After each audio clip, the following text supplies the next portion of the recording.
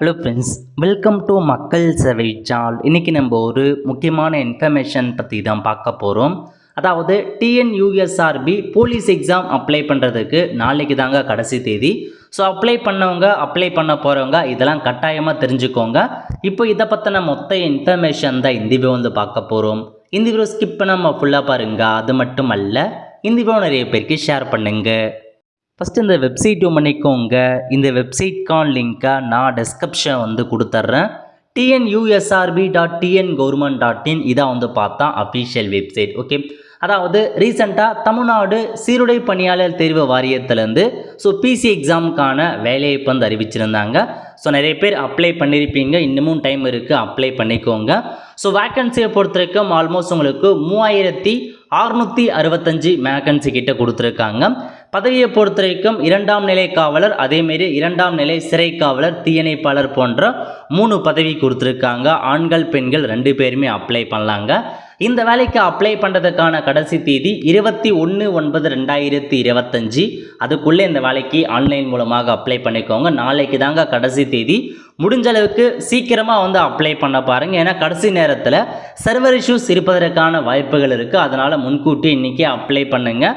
முடியாத பட்சம் நாளைக்கு மார்னிங்குள்ளே அப்ளை பண்ணி முடிச்சிருங்க. ஓகே, அதேமாதிரி அப்ளை பண்ணவங்க, நான் வந்து அப்ளை பண்ணியிருக்கேன், அப்ளிகேஷனில் மிஸ்டேக் பண்ணியிருக்கீங்க அப்படின்னா நீங்கள் கரெக்ஷன் பண்ணலாம். கரெக்ஷன் பண்ணுறதுக்கான கடைசி தேதி 25/9/2025. அதுக்குள்ளே கரெக்ஷன் பண்ணிக்கோங்க. பட் என்றைக்கு உங்களுக்கு கரெக்ஷன் பேஜ் வந்து ஓப்பன் பண்ணுவாங்க அப்படின்னா 22/9/2025 அன்னைக்கு தாங்க உங்களுக்கான கரெக்ஷன் பேஜ் வந்து ஓப்பன் பண்ணுவாங்க. பேசிக்காக இந்த ஜாப் பற்றின ஃபுல் இன்ஃபர்மேஷன் உங்களுக்கு தெரிஞ்சிருக்கும். 10ஆம் வகுப்பு வந்து பாஸ் பண்ணவே போதுமானது, அப்ளை பண்ணலாம். இதுதான் பேசிக் இன்ஃபர்மேஷன். எப்படி செலெக்ஷன் பண்ணுறாங்க அப்படின்னா உங்களுக்கே தெரியும், எக்ஸாம் வைக்கிறாங்க. அதுக்கப்புறம் ஃபிசிக்கல் டெஸ்ட் இருக்கும், ஃபிசிக்கல் ரெக்ரூட்மெண்ட்கான டெஸ்ட், அந்த மாதிரி நிறைய டெஸ்ட் இருக்குது. இதெல்லாம் முடிச்சதுக்கப்புறம் தான் உங்களுக்கான ஜாப் வந்து கால்ஃபர் பண்ணுவாங்க. எல்லா இன்ஃபர்மேஷன் நம்ம சேனலில் வீடியோ போட்டிருக்கோம். நோட்டிஃபிகேஷன் குறித்து செக் பண்ணி பார்த்துக்கோங்க. அதேமாரி ஒரு சில இன்ஃபர்மேஷனுக்கு, அதாவது நீங்கள் வந்து என்சிசி சர்டிஃபிகேட் வச்சுருக்கீங்க, என்எஸ்எஸ்க்கான சர்டிஃபிகேட் வச்சுருக்கீங்க, ஸ்போர்ட்ஸ் பர்சனாக இருக்கீங்க அப்படின்னா உங்களுக்கு எக்ஸ்ட்ரா மதிப்பெண் வந்து கொடுக்குறாங்க. ஏன்னா அந்த மாதிரி வச்சுருக்கவங்க மறக்காமல் ஆன்லைன் மூலமாக அதை ஆட் பண்ணிக்கோங்க. ஆட் பண்ணுறீங்க அப்படின்னா உங்களுக்கு மதிப்பெண் இருக்குது. அதேமாரி இந்த வேலைக்கு அப்ளை பண்ணுறதுக்கு உங்களுக்கு ஹைட்டு செஸ்ட் மெஷர்மெண்ட்லாம் தேவைப்படுதுங்க. அப்ளை பண்ண போகிறவங்க இதை முக்கியமாக தெரிஞ்சுக்கிட்டு அப்ளை பண்ணுங்கள். அதாவது பிசி முஸ்லீம், எம்பிசி, டிஎன்சிக்கு 170 சென்டிமீட்டர் ஹைட் இருக்கணும் ஆண்கள். பெண்களுக்கு குறைந்தபட்சம் 159 சென்டிமீட்டர் ஹைட் இருக்கணும். இதுவே எஸ்சி, எஸ்டியாக இருக்கீங்க அப்படின்னா குறைந்தபட்சம் ஆண்களுக்கு 167 சென்டிமீட்டர் ஹைட் இருக்கணும், பெண்களுக்கு 157 சென்டிமீட்டர் ஹைட் வந்து இருக்கணுங்க. அதையும் நோட் பண்ணிக்கோங்க. அதேமாதிரி செஸ்ட் மெஷர்மெண்ட்டும் கேட்டிருக்காங்க ஆண்களுக்கு. இதெல்லாம் கம்பல்சரி. இந்த ஹைட்டு செஸ்ட் மெஷர்மெண்ட் இருந்தால் மட்டும் அப்ளை பண்ணுங்கள். அதுக்கு குறைவாக போகுது அப்படின்னா அப்ளை பண்ணாதீங்க. ஏன்னா வந்து கண்டிப்பாக உங்களுக்கு அந்த டெஸ்ட்டு வைப்பாங்க, ஃபிசிக்கல் அந்த ரெக்ரூட்மெண்ட்கான டெஸ்ட்டு வைப்பாங்க. அதில் கண்டிப்பாக வந்து எல்லாமே செக் பண்ணுவாங்க. ஹைட் என்ன, செஸ்ட் மெஷர்மெண்ட் என்ன, எல்லாமே செக் பண்ணி தான் செலெக்ஷன் பண்ணுவாங்க. அதனால் நோட் பண்ணிக்கோங்க. அதேமாரி உங்களுக்கு வந்து மதிப்பெண் கொடுக்குறாங்க. ஒவ்வொன்றுத்துக்கும் நீங்கள் எக்ஸாம் முடித்ததுக்கப்புறம் அடுத்த கட்டமாக உங்களுக்கு இந்த மாதிரி ஃபிசிக்கல் டெஸ்ட்லாம் வைப்பாங்க. ஃபிசிக்கல் டெஸ்ட் அப்போ கயிறு ஏறுறது, தாண்டுதல், நீளம் தாண்டுதல், உயரம் தாண்டுதல், ரன்னிங் ஓடுறது, அந்த மாதிரி டெஸ்ட்லாம் இருக்கும். எந்த அளவுக்கு பண்ணுறீங்களோ அதுக்கேற்ற மாரி ஸ்டார் கொடுப்பாங்க. அந்த ஸ்டாரை வச்சு தான் உங்களுக்கான மதிப்பெண்ணும் இருக்க போதுங்க.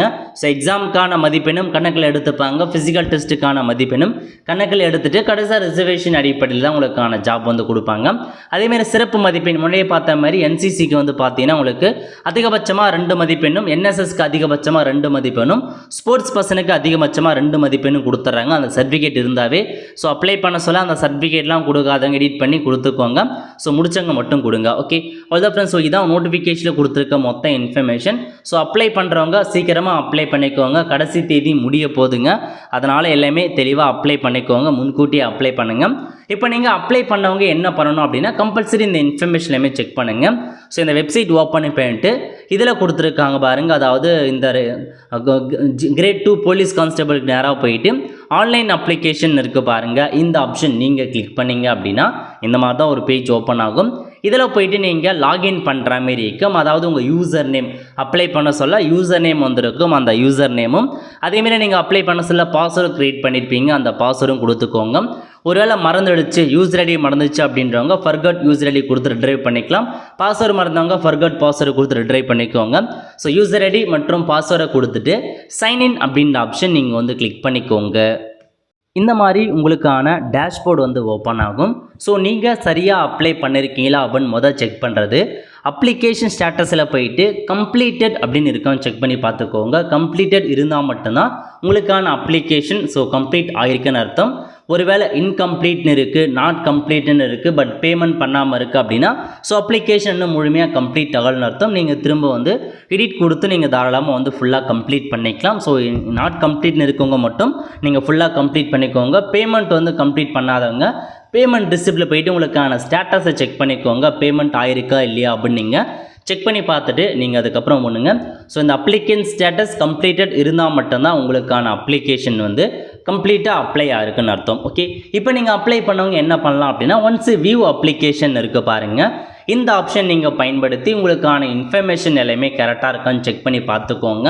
அதாவது எழுத்து தேர்வு எக்ஸாம் சென்டரை கரெக்டாக கொடுத்துருக்கீங்களா, உங்கள் ஓன் டிஸ்ட்ரிக்ட் கொடுத்துருக்கீங்களா, இல்லை உங்களுக்கு நியரஸ்ட்டாக எது இருக்கோ அவங்க கொடுத்துறான்னு செக் பண்ணி பார்த்துக்கோங்க.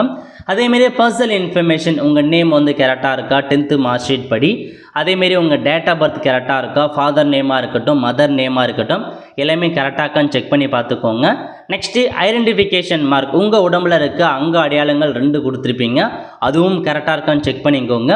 நெக்ஸ்ட்டு ஜாதி சர்டிஃபிகேட்கான இன்ஃபர்மேஷன் கரெக்டாக இருக்கான்னு பார்த்துக்கோங்க, அதுவும் இம்பார்ட்டன்ட். ஜாதி சர்டிஃபிகேட்டுக்கான நம்பர் கரெக்டாக இருக்கா, என்ன கம்யூனிட்டின்னு கரெக்டாக இருக்கா, அதுக்கப்புறம் ஜாதி சர்டிஃபிகேட் வழங்கப்பட்ட தேதி எல்லாமே கரெக்டாக இருக்கான்னு செக் பண்ணி பாருங்கள். அதுக்கடுத்த முக்கியமான இன்ஃபர்மேஷன் போஸ்ட் ப்ரிஃபரன்ஸ் செட் பண்ணியிருப்பீங்க. முன்னுரிமை, அதாவது மொத்தமாக 3 பதவி கொடுத்துருக்காங்க. Police constable, jail warden, fireman போன்ற 3 பதவிங்க.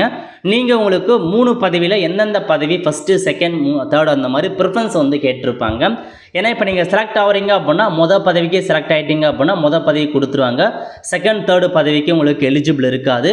அதேமாரி பாருங்கள், ஃபஸ்ட்டு பதவிக்கு உங்களுக்கு தகுதி இல்லாத பட்சம் 2வது பதவிக்கு தகுதி வரும்போது 2வது பதவி கொடுத்துருவாங்க. அந்த மாதிரி நீங்கள் என்ன முன்னுரிமை கொடுக்குறீங்களோ அதுக்கேற்ற மாதிரி தான் உங்களுக்கான ஜாப் கிடைக்கும். அதுக்கப்புறம் சேஞ்ச் பண்ண முடியாது அப்படின்றதையும் சொல்லிட்டாங்க.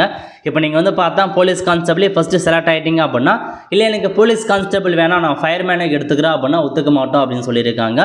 நீங்கள் எதை ப்ரிஃபரன்ஸாக கொடுக்குறீங்களோ அதன் அடிப்படையில் தான் உங்களுக்கான போஸ்ட் ப்ரிஃபரன்ஸ் கிடைக்கும். அதனால் உங்களுக்கு எந்த பதவி ஃபஸ்ட்டு வேணுமோ அதை ஃபஸ்ட்டு சைட் பண்ணிக்கோங்க. 2வது பதவி எது விருப்பம் இருக்கோ அதை 2வதாக சைட் பண்ணிட்டு 3வது எது விருப்பம் இருக்கோ அதை 3வதாக கொடுங்க. போஸ்ட் ப்ரிஃபரன்ஸும் அவசியமானது.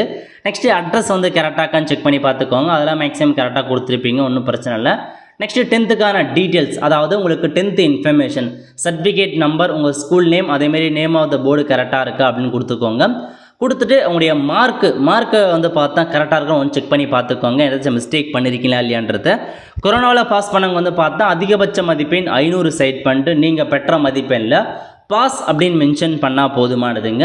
நீங்கள் வேறு எந்த மார்க்கும் கொடுக்கணும் அவசியம் இல்லை. கொரோனா பாஸ் பண்ணவங்க மட்டும் பெற்ற அதிகபட்ச மதிப்பெண்ணில் 500 என்ட்ரு பண்ணிவிட்டு பெற்ற மதிப்பெண்ணில் பாஸ் அப்படின்னு மென்ஷன் பண்ணுங்கள். ஓகே, அதேமாரி 12th இன்ஃபர்மேஷன்ஸ் கொடுத்துருக்கீங்க அப்படின்னா 12thலாம் கரெக்டாகான்னு செக் பண்ணி பார்த்துக்கோங்க. எடுத்த மதிப்பெண் எவ்வளோ, டிகிரி செலக்ட் பண்ணிக்கிங்க அப்படின்னா டிகிரிக்கான இன்ஃபர்மேஷன் எல்லாமே கரெக்டாக இருக்கின்ற மாரி செக் பண்ணி பார்த்துக்கோங்க. ஓகே, அதுக்கப்புறம் பேசிக்காக மற்றதெல்லாம் ஜென்ரல் இன்ஃபர்மேஷன் தான், அதெல்லாம் கரெக்டாக கொடுத்துருப்பீங்க. பிரச்சனை இல்லை. அதேமாரி இந்த ஸ்பெஷல் மதிப்பெண் என்சிசி என்எஸ்எஸ் எல்லாம் முடிச்சிருக்கீங்க அப்படின்னா நீங்கள் செக் பண்ணி பார்த்துக்கோங்க. ஒருவேளை என்எஸ்எஸ் என்சிசி சர்டிஃபிகேட் வச்சுருந்து நீங்கள் ஆன்லைன் அப்ளிகேஷனில் நீங்கள் ஏற்றாம விட்டுருக்கீங்க அப்படின்னா எடிட் ஆப்ஷன் வரும்போது எடிட் பண்ணிக்கோங்க. ஏன்னா கண்டிப்பாக அதுக்கு மதிப்பெண் இருக்குது. ஒரு 2 மதிப்பெண் இருந்தாலும் உங்கள் மெரிட் லிஸ்ட் எங்கேயோ போவதற்கான வாய்ப்புகள் இருக்கும். அதனால் அதெல்லாம் கரெக்டாக கொடுங்க. அதேமாரி பிஎஸ்டிஎம் தமிழ் வழியில் படித்தவங்க 1 to 10th வரைக்கும் தமிழ் மீடியத்தில் படிச்சிருக்கவங்க தாராளமாக நீங்கள் பிஎஸ்டிஎம் கொடுத்து அப்ளை பண்ணலாங்க. நிறைய பேர் என்ன பண்ணுறாங்க அப்படின்னா 1 to 10th வரைக்கும் ஃபுல் அண்ட் ஃபுல் தமிழ் மீடியத்தில் தான் படிச்சிருக்காங்க. பட் அந்த தமிழ் வழிக்கான சர்டிஃபிகேட் வாங்குறது பார்த்தா சிரமப்பட்டு இல்லை அப்படின்ற மாதிரி கொடுத்து அப்ளை பண்ணிடுறீங்க. கண்டிப்பாக நீங்கள் பிஎஸ்டிஎம் எஸ் கொடுக்குறீங்க அப்படின்னா உங்களுக்கு ரிசர்வேஷன் கண்டிப்பாக இருக்குதுங்க. ஏன்னா அதன் மூலமாக நீங்கள் இன்னும் முன்னேறுவதற்கான வாய்ப்பில் இருக்குது. பிஎஸ்டிஎம் இல்லாமல் கொடுக்கறதுக்கும் பிஎஸ்டிஎம் கொடுக்கறதுக்கும் ஒரு 30% உங்களுக்கு எக்ஸ்ட்ரா ஜாப் ஆப்பர்ச்சுனிட்டி கொடுக்குது. அதனால் பிஎஸ்டிஎம் நீங்கள் 1 to 10th வரைக்கும் படித்தவங்க முடிஞ்ச அளவுக்கு சீக்கிரமாக போயிட்டு ஆன்லைன் மூலமாக அப்ளை பண்ணி சர்டிஃபிகேட்டை வாங்குங்க. ஆன்லைனில் அப்ளை பண்ணிட்டு சம்மந்தப்பட்ட ஸ்கூலில் போய்ட்டு இன்ஃபார்ம் பண்ணுங்கள். இன்ஃபார்ம் பண்ணால் உடனே அப்ரூவல் கொடுத்துருவாங்க. அதுக்கப்புறம் நீங்கள் எடிட் பண்ணி கூட நீங்கள் பிஎஸ்டிஎம் ஆட் பண்ணிக்கலாம். கம்பல்சரி மறந்துடாதீங்க, பிஎஸ்டிஎம் அதாவது உங்களுக்கு எலிஜிபிள் இருக்குது 1 to 10th வரைக்கும் தமிழ் மீடியத்தில் நான் படிச்சிருக்கேன் அப்படின்றவங்க கம்பல்சரி பிஎஸ்டிஎம் வாங்கி எஸ் கொடுத்து எல்லா இன்ஃபர்மேஷனும் ஆட் பண்ணிக்கோங்க. ஏன்னா பிஎஸ்டிஎம் சர்டிஃபிகேட் இருந்துச்சு அப்படின்னா உங்களுக்கு எக்ஸ்ட்ரா பெனிஃபிட் இருக்க போகுது. ஓகே, அவ்வளோதான் ஃப்ரெண்ட்ஸ். மேக்ஸிமம் இதான் உங்களுக்கான இன்ஃபர்மேஷன். அதுக்கப்புறம் டாக்குமெண்ட் டாக்குமெண்ட் எல்லாமே கரெக்டாக அப்லோட் பண்ணியிருக்கீங்களா இல்லையா அப்படின்னு நீங்கள் செக் பண்ணி பார்த்துக்கோங்க. லெஃப்ட் தம்ப் இம்ப்ரெஷனை பொறுத்த வரைக்கும் நீங்கள் வந்து எப்படி வேணாலும் அதாச்சும் உங்கள் கைரேகை லெஃப்ட்டு அந்த கைரேகையை வந்து பார்த்தா உங்களுடைய ஒயிட் பேப்பர்லேயே இங்கு பேட்லேயே வச்சு அதை ஒரு ஒயிட் பேப்பரில் அப்படியே நீங்கள் ஒட்டி அதை அப்படியே நீங்கள் அப்லோட் பண்ணுற மாதிரி இருக்கும். அது வந்து பாருங்கள் உங்களுக்கு லேண்ட்ஸ்கேப்பையும் நீங்கள் வச்சு அப்லோட் பண்ணலாம், அல்லது வந்து பார்த்தீங்கன்னா நார்மலாக வந்து பார்த்தா இருந்தாலும் பிரச்சனை இல்லை, உங்கள் விருப்பம் தான். ஸோ எப்படி வந்தாலும் ஓகே அப்லோட் பண்ணிக்கோங்க. ஃபோட்டோ சிக்னேச்சர் கரெக்டாகான்னு பாருங்கள், ஜாதி சர்டிஃபிகேட் வியூ பண்ணி பார்த்துக்கோங்க கரெக்டாக அப்லோட் ஆகிருக்கான்னு. அதுக்கப்புறம் 10th சர்டிஃபிகேட் கரெக்டாக இருக்கா, 12th மார்க் ஷீட் கரெக்டாக அப்லோட் பண்ணியிருக்கீங்களா, என்எஸ்எஸ் கொடுத்துருக்கீங்க அப்படின்னா அதுக்கான டாக்குமெண்ட் கரெக்டாக இருக்கா, பிஎஸ்டிஎம் வச்சுருக்கவங்க பிஎஸ்டிஎம் கரெக்டாக அப்லோட் பண்ணிருக்கலாம். அந்த மாதிரி எல்லாத்தையுமே ஒன்ஸ் நீங்கள் வியூ பண்ணி பார்த்துக்கலாங்க. இந்த மாதிரி எல்லாமே கரெக்டாகான்னு செக் பண்ணி பார்த்துக்கோங்க, ஏன்னா டாக்குமெண்ட்ஸும் இம்பார்ட்டன்ட். ஓகே, ஸோ எல்லாம் முடிச்சதுக்கப்புறம் அவ்வளோதான், எல்லா இன்ஃபர்மேஷன்ஸுமே கரெக்டாகான்னு செக் பண்ணி பார்த்துக்கோங்க. செக் பண்ணிவிட்டு கரெக்டாக இருக்கா அப்படின்னா பிரச்சனை இல்லை, அப்படியே ஸ்கிப் பண்ணிக்கலாம்.